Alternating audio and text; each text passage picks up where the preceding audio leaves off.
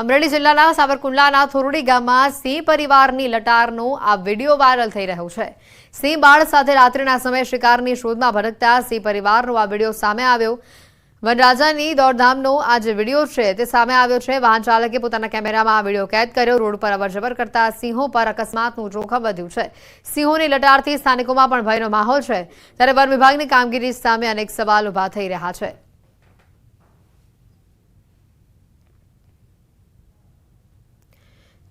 અંબાજીથી પણ કંઈક આવા દ્રશ્યો સામે આવ્યા છે। દીપડા અને સિંહ બાદ હવે રીંછ આ વિસ્તારમાં દેખાતા ફફડાટ ફેલાયો છે। બનાસકાંઠાના યાત્રાધામ અંબાજીના ગબ્બર પર્વત પાસે રીંછ જોવા મળ્યો। તળેટીમાં રીંછની લટાર કેમેરામાં કેદ થઈ। જોકે સ્થાનિકોમાં રીંછની લટારથી ફફડાટ ફેલાયો છે। રાત્રિ દરમિયાન ગબ્બર 51 શક્તિપીઠ મંદિર તરફ આ રીંછ જોવા મળ્યો। બાલરામ રીંછ અભયારણ્ય વિસ્તાર હોવાથી ક્યારે આ વિસ્તારમાં રીંછ આવી ચડે છે। મંદિરના ચોકીદારે રીંછનો આ વિડીયો ઉતારી વાયરલ કર્યો હોવાની પણ ચર્ચા છે।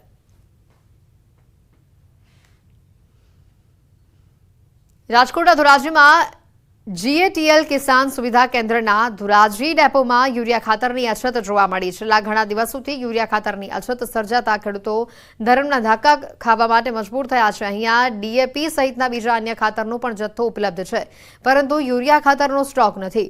ધોરાજી પંથકમાં સારો વરસાદ થતાં ખેડૂતોએ કપાસ, મગફળી સહિતના પાકોનું વાવેતર કર્યું છે। ખેડૂતોએ સરકારને વિનંતી કરીને યુરિયા ખાતરનો પૂરતો જથ્થો મોકલવાની માંગ કરી છે। તો બીજી તરફ જીએટીએલ કિસાન સુવિધા કેન્દ્રના કર્મીઓએ જણાવ્યું કે યુરિયા ખાતરના જથ્થા માટે અમે ઉપર ઓર્ડર લખાવી દીધો છે। આગામી 2 થી 3 દિવસમાં યુરિયા ખાતરનો પૂરતો જથ્થો પ્રાપ્ત થઈ જશે।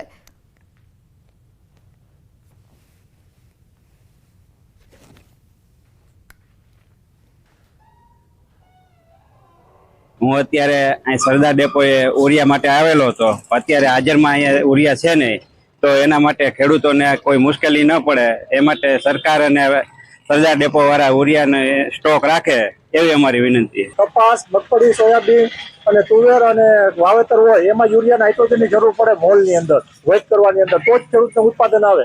ઘણી ફેર સરદાર ડેપોમાં અથવા ઇફકોની અંદર કે ગમે ત્યાં પ્રાઇવેટની અંદર અત્યારે પ્રાઇવેટ સેક્ટરની અંદર પણ ખાતર મળે છે, તો યુરિયા ખાતરનું શોર્ટેજ થાય છે। ખાતરની અંદર ડીએપી, એપીએસ, એમોનિયા, પોટાશ બધે ખાતર અવેલેબલ છે, પૂરતો સ્ટોક છે। પણ યુરિયાનો થોડોક સ્ટોક અત્યારે 1 ટન જેવો છે અને એનો ઓર્ડર ઓગસ્ટમાં લખાવેલો છે, જે આવકમાં છે। સમાચારોમાં હાલ રોકાઈશું એક બ્રેક માટે।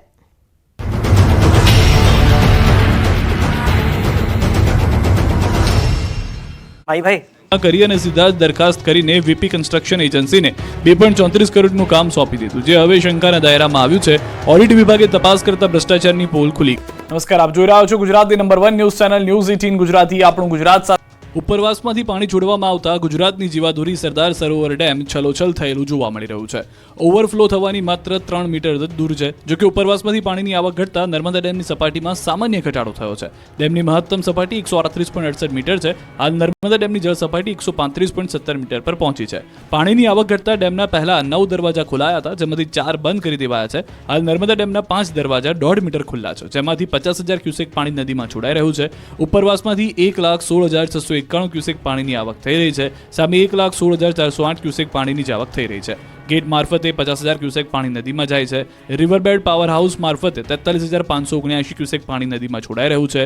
કેનાલ હેડ પાવર હાઉસ મારફતે 22,829 ક્યુસેક પાણી કેનાલમાં જાય છે।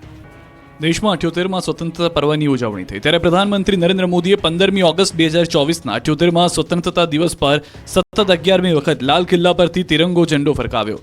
આ વખતે તેમણે 1 કલાક 38 મિનિટનું ભાષણ આપ્યું। પીએમ મોદી સ્વતંત્રતા દિવસ પરના ભાષણમાં અનેક મુદ્દા પર બોલ્યા, જેમાં મુખ્ય વિષય તરીકે 6G, UCC, one nation one election, medical ક્ષેત્રે ભારતની પ્રગતિ અને બાંગ્લાદેશમાં હિન્દુઓની ચિંતા વિશે વાત કરી। પીએમ મોદીએ મહિલાઓની સુરક્ષાથી લઈને દેશના વિકાસ સુધીના તેમના વિઝનને આગળ ધપાવ્યું। 2047 સુધીમાં ભારત વિકસિત ભારત બનશે તેવી ખાતરી આપી। તો આગામી 5 વર્ષમાં મેડિકલ કોલેજમાં 75,000 નવી બેઠકો બનાવવામાં આવશે તેવી જાહેરાત કરી। આ બધામાં ખાસ વાત એ છે કે પીએમ મોદીનું અત્યાર સુધીનું સૌથી મોટું એટલે કે 98 મિનિટનું ભાષણ છે। 98 મિનિટ સુધી રાષ્ટ્રને સંબોધન કરી પીએમ મોદીએ પોતાનો જ જૂનો રેકોર્ડ તોડ્યો છે। આ પહેલા પીએમ મોદીએ લાલ કિલ્લા પરથી 10 વખત રાષ્ટ્રને સંબોધન કર્યું, તો 2017માં સૌથી ઓછું 57 મિનિટનું સંબોધન કર્યું હતું। સમગ્ર દેશમાં આજે અનોખા ઉત્સાહ અને ઉમળકા વચ્ચે 78માં સ્વાતંત્ર્ય પર્વની રંગેચંગે ઉજવણી કરાઈ રહી છે. ત્યારે રાજ્યકક્ષાનું પર્વ ખેડા જિલ્લાના વડામથક નડિયાદના આંગણે ઉજવાયો. કપડવંજ રોડ પર આવેલા એસઆરપી કેમ્પ ખાતે મુખ્યમંત્રી ભૂપેન્દ્ર પટેલ ખાસ હાજર રહી રાષ્ટ્રધ્વજને ફરકાવ્યો. મુખ્યમંત્રી ભૂપેન્દ્ર પટેલ ધ્વજ ફરકાવીને સલામી આપતા જોવા મળ્યા. આ પ્રસંગે નડિયાદ દેશભક્તિના રંગે રંગાઈ ગયું. એક ભારત શ્રેષ્ઠ ભારતના સૂર વચ્ચે એસઆરપી ગ્રાઉન્ડ રાષ્ટ્રભક્તિના રંગમાં રંગાયેલું જોવા મળ્યું. સીએમએ ખુલ્લી જીપમાં બેસીને નગરજનોનું અભિવાદન ઝીલ્યું. હેલિકોપ્ટરથી પુષ્પવર્ષા કરવામાં આવી. બાદમાં પોલીસ અને લોકોએ વિવિધ કાર્યક્રમ રજૂ કરી લોકોને દંગ કર્યા. પોલીસ દ્વારા રાઇફલ ડ્રીલ રજૂ કરાઈ. વિવિધ પ્રકારની રાઇફલની એક્સરસાઇઝ કરી. Rifle drill, navy patrolling, dog શોએ પણ આકર્ષણ જમાવ્યું. ધ્વજવંદન કાર્યક્રમ બાદ ખેડામાં કમલમ કાર્યાલય ખાતે બંધ બારણે બેઠક યોજાઈ. સીએમ ભૂપેન્દ્ર પટેલની ઉપસ્થિતિમાં બેઠક યોજાઈ. આવનારી ખેડા જિલ્લા પંચાયત, નગરપાલિકા અને તાલુકા પંચાયતની ચૂંટણીની બેઠકમાં ચર્ચા કરવામાં આવી.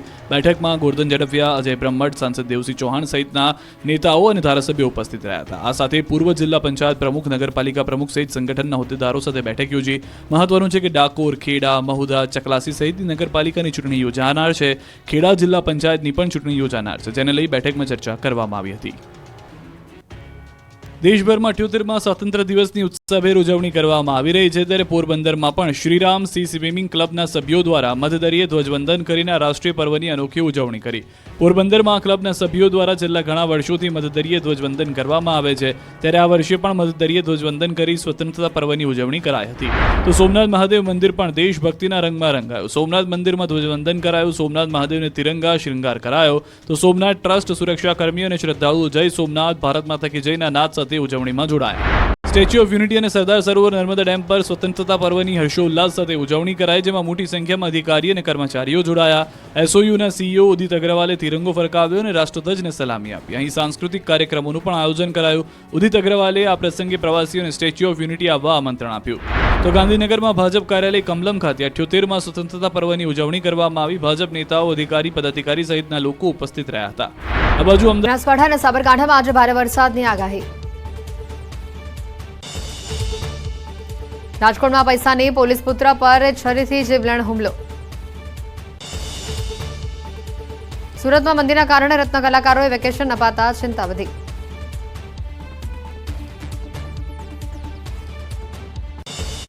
કોંગ્રેસ કાર્યાલય દેશભક્તિના રંગમાં રંગાયું. ગુજરાત કોંગ્રેસ પ્રમુખ શક્તિસિંહ ગોહિલ સહિત અનેક લોકો ધ્વજ ફરકાવતી વખતે હાજર રહ્યા. બનાસકાંઠાના પાલનપુરમાં યુવાનોએ માત્ર સવા કલાકમાં ગુરુ પર્વત ચડી તિરંગો લહેરાવ્યો. 8 વર્ષીય યુહાન અને 6.5 વર્ષીય ખંજને તિરંગો લહેરાવ્યો. ચલોત્રા નજીક આવેલા 2612 ફૂટની ઊંચાઈ ધરાવતો ગુરુ પર્વત પર ચડી ગયા. ભારત અને પાકિસ્તાન બોર્ડર નડાબેટ એક દેશભક્તિનો રંગ જામ્યો હતો. નડાબેટ બોર્ડર પર સ્વતંત્રતા પર્વની ઉજવણી કરવામાં આવી હતી. નડાબેટ બોર્ડર પર બીએસએફના આઈજી રવિ ગાંધીએ રાષ્ટ્રધ્વજ ફરકાવ્યો હતો. બરડાના ડુંગર પર 2090 ફૂટની ઊંચાઈએ તિરંગો લહેરાવાયો. પોલીસના જવાનોએ પ્રકૃતિની ગોદમાં ઊંચે ડુંગર પર તિરંગો લહેરાવ્યો. બરડા ડુંગર વિસ્તારના નેસના માલધારીઓ અને પોલીસ જવાનોએ સાથે મળી તિરંગો ફરકાવ્યો. તો રાજકોટ જેલમાં પણ સ્વતંત્રતા પર્વની ઉજવણી કરાઈ. 2 કેદીઓને જેલમાંથી પણ આઝાદી મળી હતી. સારા વર્તન અને સારી કામગીરી બદલ 2 કેદીઓને જેલમાંથી મુક્ત કરાયા. આ બંને કેદીઓની સજા 50%થી વધારે જેલમાં કપાઈ ચૂકી હતી. બીજી તરફ જે સારી કામગીરી કરતા હતા તે કેદીઓને પણ પ્રમાણપત્રનું વિતરણ કરાયું. રાજકોટમાં સૌપ્રથમ વખત